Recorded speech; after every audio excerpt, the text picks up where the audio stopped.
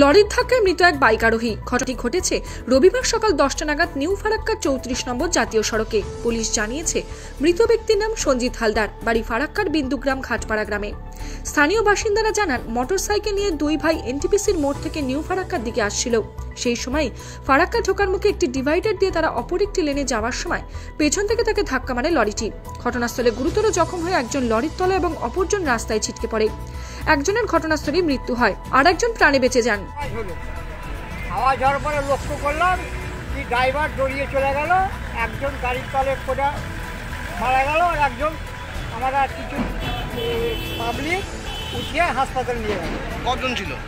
দুজন ছিল মোটরসাইকেলওয়ালা, একজন চাপা পড়ে মারা গেল, আর একজন হাসপাতালে নিয়ে গেল।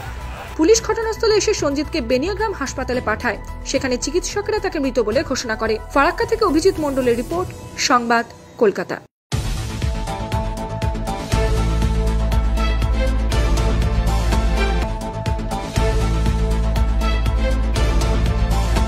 আপনারা দেখছেন সংবাদ কলকাতা, আপনার সাথে আপনার পাশে।